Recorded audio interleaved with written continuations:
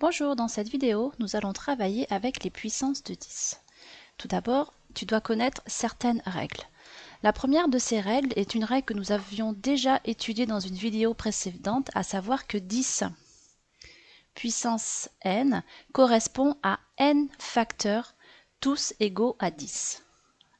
La règle numéro 2 nous dit que 10 puissance moins n, c'est la même chose que 1 sur 10 puissance n.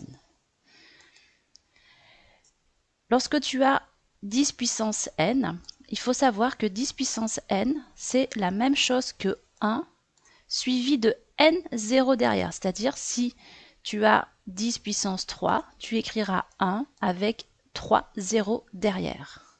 Maintenant, lorsque on a 10 puissance moins n, eh bien, le nombre de zéros que tu as ici correspond à la valeur de n. Et bien sûr, il ne faut pas oublier de renoter le chiffre 1. Enfin, règle numéro 5, ce sont des formules sur les puissances de 10 que tu vas devoir connaître et savoir donc utiliser et manipuler, tout simplement pour simplifier des écritures, mais nous en reparlerons un tout petit peu plus tard. Alors, commençons à manipuler les fameuses puissances de 10. Et nous allons travailler sur la règle numéro 3, ainsi que sur la règle numéro 4. Je te propose de commencer sur la règle numéro 3 avec les exemples ci-dessous. Donc tu vois ici, j'ai mis en vert la valeur des différents exposants. Pour pouvoir écrire 10 puissance 5 ou 10 puissance 2 ou 10 puissance 9 de manière décimale, on va d'abord réécrire le 1 et on va rajouter autant de zéros que l'exposant te dit d'en rajouter. Par exemple, ici, l'exposant est égal à 5, on va rajouter 5 zéros. Ici, l'exposant est égal à 2, on rajoutera 2 zéros. Ici, on a un exposant qui est égal à 9, on rajoutera donc 9 zéros. Alors maintenant, travaillons avec la règle numéro 4. Je te propose donc de travailler avec les exemples qui se trouvent ici. Là aussi, j'ai mis en bleu la valeur de l'exposant, et la valeur de l'exposant va nous donner le nombre de zéros que nous devons noter. Alors, ce qu'il faut que tu saches, c'est que lorsque tu as une puissance de 10 élevée à une puissance négative, le résultat en valeur décimale sera toujours 0, quelque chose. Donc là, tu vois, j'ai mis 5 zéros, tout simplement parce que l'exposant m'indique une valeur de 5. Et bien sûr, on n'oublie pas de réécrire le 1.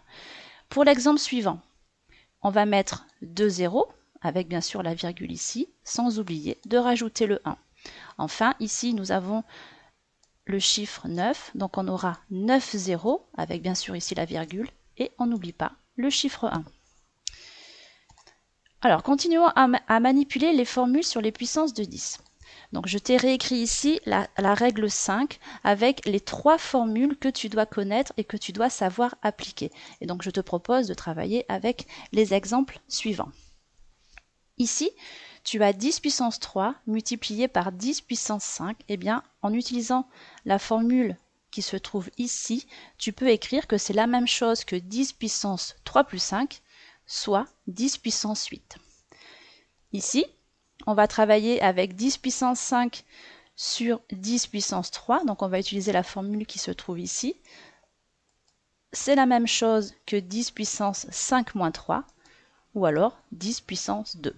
Enfin, 10 puissance 5, le tout à la puissance 3. On va utiliser cette formule-là pour simplifier l'écriture. Ça va être la même chose que 10 puissance 5 fois 3, autrement dit 10 puissance 15. Voilà, cette vidéo sur les puissances de 10 est terminée. Je te propose de nous retrouver assez rapidement pour une autre vidéo où nous allons parler de la notation scientifique.